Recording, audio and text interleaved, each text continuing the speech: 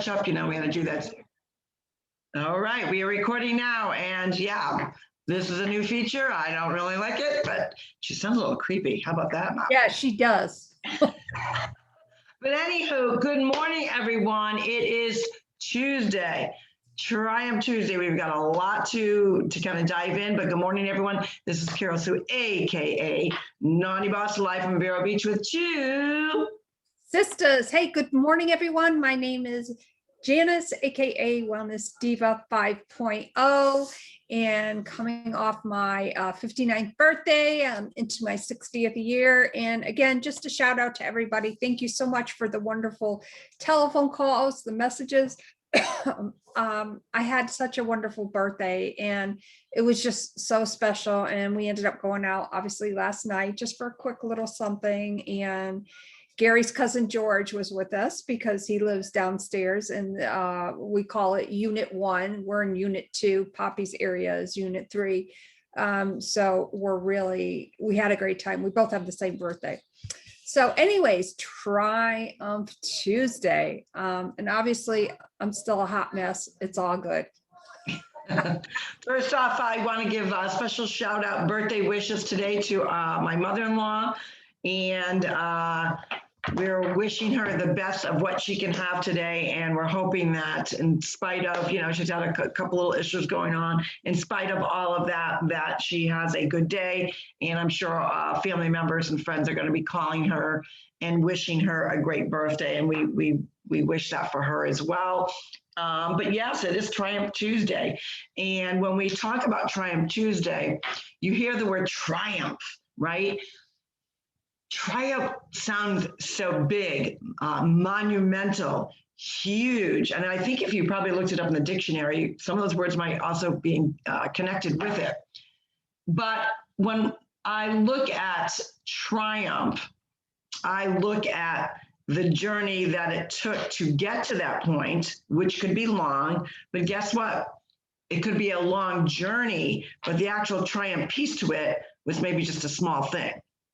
And what I mean by that, and what we frequently chat about on TwoSistas, is that all triumphs, all wins need to be celebrated, because we're all not built the same. We all don't look the same. We all don't act the same. We have different healthy systems, different gut systems. But the one thing, the common denominator, is the humanness, the humanity piece to who we are as human beings. And therefore, we can never fully step into someone else's journey because it's a different shoe fit. It's a different walk. It's a different mindset. So when we talk about triumphing over your blessings or what you had to get to that point, it could have been small, could have been little, doesn't matter. It's not the vastness of it. It's not the largeness of it. It's a matter of fact that you did it despite the odds, despite the giving up attitude. A lot of times somebody's journey takes longer than anticipated because they've given up along the way, right? Or they may have had a derailment along the way. They may have had a setback that was out of their control. But one of the things that we talk about that is within our control is our own actions and how we react. So even though we might have been derailed for some unknown, unforeseen thing, a force, an event, the bottom line is we can still we're in control of how we face that derailment, how we face that divot, that pivot, and we still come out at the other end. Maybe your triumph is cleaning out a drawer. Sounds pretty trivial, right? A lot of you might think that that's big deal. But for somebody else that may be a hoarder, it's a huge deal. You may be talking about the triumphs on the scale. Maybe the triumph was 0.08 ounces. Maybe it was 1 pound. Maybe not a big deal to you, but someone that has, a little bit of weight to lose, that's the hardest part, to lose the 1 and the 2 pounds. Maybe it had to do with changing your mindset with a different outlook. So the end game of the triumph was you learning patience over adversity, patience over frustration, patience over different opinions. Sounds trivial to some, but maybe monumental to somebody else that struggles with letting go, with struggles with revenge and vengeance and, I'm going to prove my point. It may have taken a lot for them to really come to grips with, calm down, look at it from someone else's perspective. Those are all small things to some people, but they're also very huge to others. What do you think, Jan? Well, I'd like to talk about the pivots and divots because those are monumental no matter what project, no matter what you're doing. And speaking of the derailment, that's obviously what the obvious is. That's why we pivot and divot, because of the derailments. Now, if we're basing our derailments on and coming up with excuses, excuse me, not so much a good thing. But here's the thing with divots and pivots. They are meant to happen because that's directing us in the area that we need to go through. And although when those divots and pivots come up, if we just take a moment to kind of analyze where we are with something and why, instead of going this way, we're going to go this way a little bit, that's okay. And it really took me a while to embrace that, because shift happens when you least expect it, good, bad, and indifferent. So why not take that opportunity to look at it in a creative, authentic way? Okay, I'm not supposed to go this way. For some reason, I'm directed this way. In a way that's kind of fun. And I know that sounds, it's fun and adventurous. And I would have never thought that, like, what? No, I want to go this way. No, I'm being directed this way for a reason, until I embrace that. And I'm not saying that, a derailment, like okay, great, this is a derailment. That's not what I'm saying. And I still have those moments of, really? And again, acknowledge and move forward. Be creative. That's going to lead you where you really need to go, because there's a message behind that. So that is true. And a lot of it too is self-worth. I think a lot of times, sadly, with social media, and social media is a huge culprit to this, you will see the perfect podcast and everyone's all print and, beautiful backgrounds and, big microphones, headsets, whatever. Or you may be following someone on Instagram and or Facebook or whatever social media platform, and you see a trainer and they look like they've got it all together. They've got the matching outfit, their weights, the weight color matches their outfit, their sneakers, perfect styled hair, perfect picturesque beauty makeup on, and you think, why can't I look like that at the gym? Part of that is our own self-sabotage. And are you self-sabotaging yourself? And I'm going to talk about how you can kind of get around that and triumph over that. Because let's be real, a lot of people are on social media now because, really kind of started that trend even more so the last year because of what were we doing? A lot of people were stuck at home, right? Now, some utilize the time like we did to have that self-awakening to, I know I've got to change the way I'm doing things. I've got to pivot from the road that I was on in order to be successful in this direction, because it's not the way I've been doing it. Can't work this way with what was going on during the pandemic. And I say that in quotes. And P.S., we are not in a pandemic anymore. So I wanted to make sure I pointed that out to people that still are on that narrative.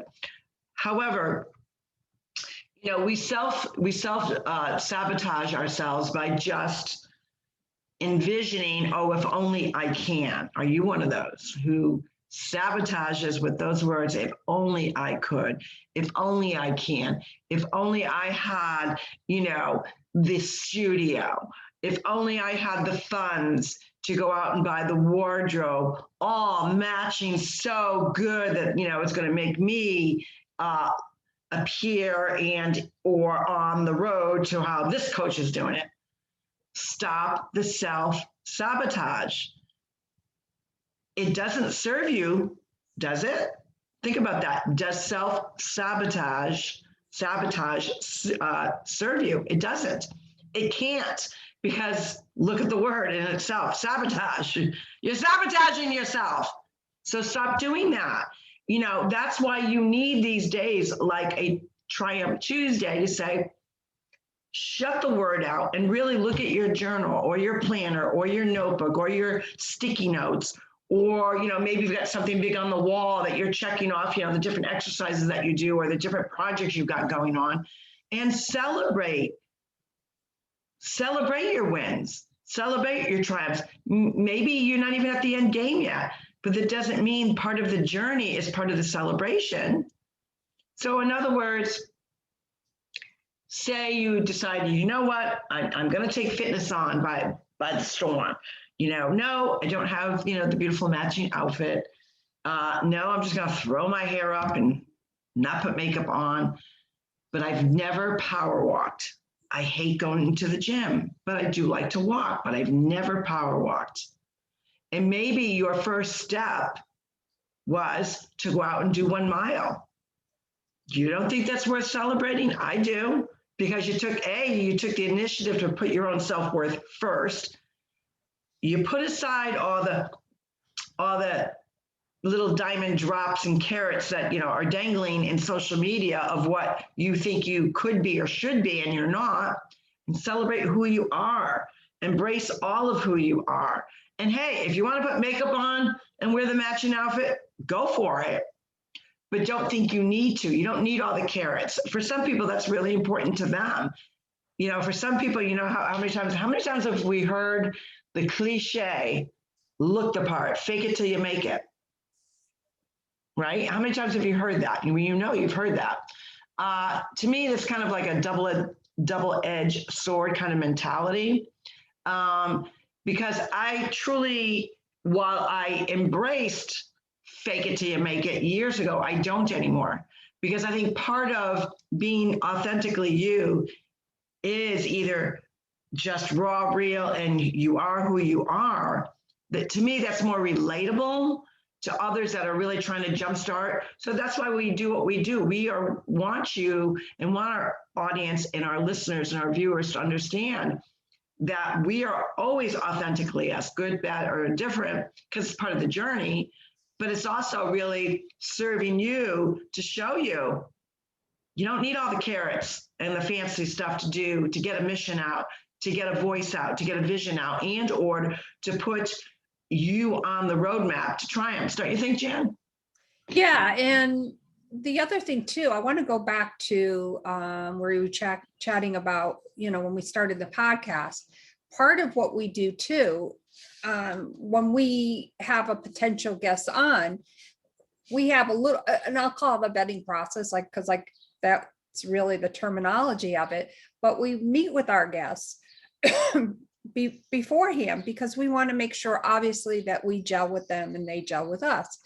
But the point I'm trying to make here is, when we have that discussion and we know that we want this person on, and we tell them up front, we don't have fancy equipment. Maybe we will at some day, but I want a bigger microphone. Well, I want a microphone. Oh.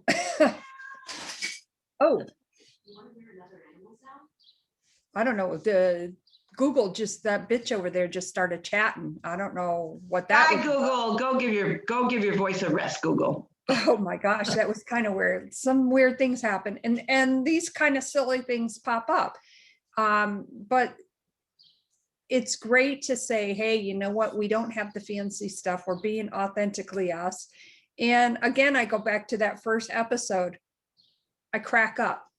But in this book that I'm reading, the point that the author's trying to make is I wasn't perfect. I was always comparing myself, but I leave my old stuff up because I didn't get here without some bumps along the road. So, and you celebrate those bumps. You celebrate those bumps because that brings you into where you should be. So celebrate those triumphs. Keep it goal-oriented for yourself, not with what somebody else is doing. Like, obviously, if you're viewing this or you're watching us live on Facebook, listening to us on many of the 15 channels, that is something that you can do it for you. Like, if you have a great idea, do a podcast. It's a great learning experience. For me, it really has. I've emerged out of my shell more and more. I think when we were on with Dr. Skip last week, and I'm not sure if it was when we were recording or if it was after the podcast, but he had asked us a question and I said, well, Carol Sue's more like the firecracker and I'm like the sparkler. And we love what we do, but I'm sparkling my way to be a firecracker. Maybe I don't want to be a firecracker. I just want to be, I'm just me. I'm just me. Like, what can I tell you, right? But the point being, like, you have an idea, you have a message to do. You don't have to have fancy equipment. You can do it from your digital device on your computer. And maybe it's not that. Maybe you want to write a book. Write the darn thing. Just do it. Be authentic to yourself. Right. And the bottom line is, when you celebrate your little wins, you will so much more appreciate the bigger wins when they do come. And I promise you, we promise you, they will come. It's one of those things where I go back to the great movie with Kevin Costner, Field of Dreams. And throughout the movie, the message that you hear is, if you build it, they will come. That there was a bigger purpose to what his life had, the meaning that it had. And he had to go through, some financial difficulties, getting behind in his mortgage, but he had a vision and a dream and something instilled in him and a voice that kept telling him, if you build it, they will come. Now, it's a fictional movie, right? It's not real, but the message was very powerful. And I always hold that close to my heart. And I think from our perspective, because we're older, we're in another decade of our lives. Jan's about to embark on a new decade. I'm already in that decade. And how we've chatted with our viewers and listeners is to embrace where you're at, always. But you will find that as you do go through the natural aging process of maturity, of the physical age, of the physical body, you look at, and your perspective will always be different. And it's one of those things that, is always not only haunted me, but I'm sure I've haunted other people, that time moves quicker as you get older. And will I have time to keep going? Will I still have time to, if I build it, they will come mentality, even at the age that we are at? And my answer to that, and to all of our viewers and listeners, is just don't give up. That some visions, some dreams, some triumphs, they don't happen overnight. They don't even happen during a pandemic. Maybe the pandemic was the thing to spark that vision that you didn't want to leave your goals and your dreams in the graveyard, as we also chat about. Mm-hmm. But, maybe it's going at a slower pace, because ultimately it's supposed to.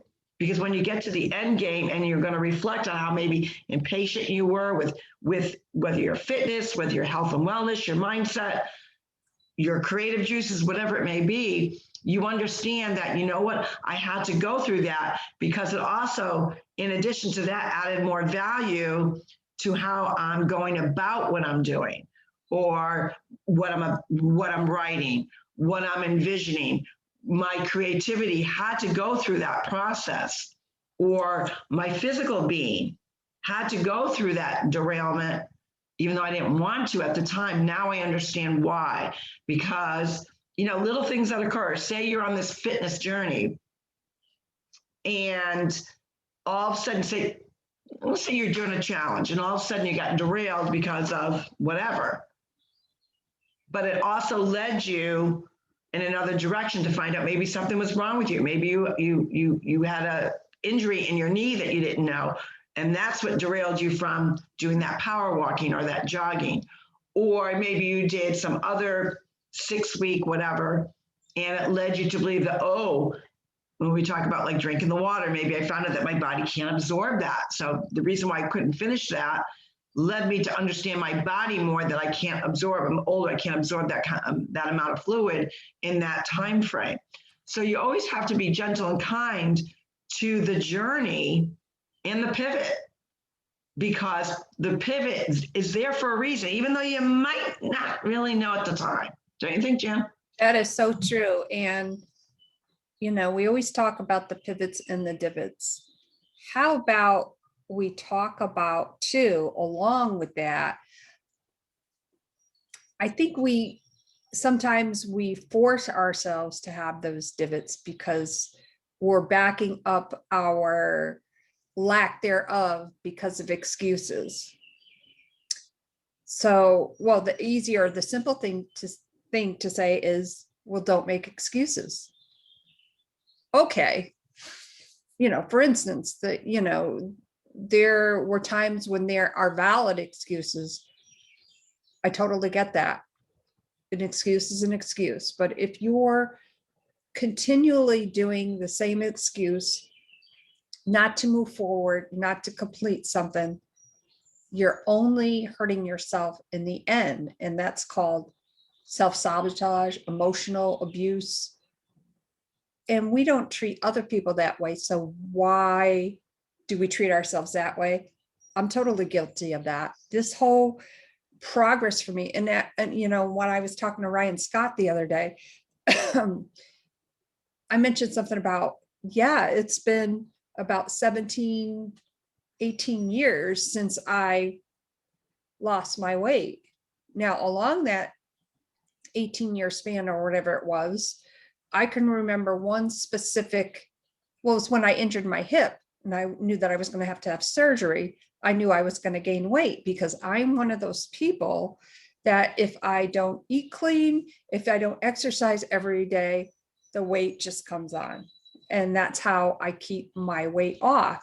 So going into that, you have to accept that reality that is going to happen. And yes, I did gain weight. I gained about 25 pounds. I have since lost that. And it's not easy, but in that process, I had to be gentle and kind to myself.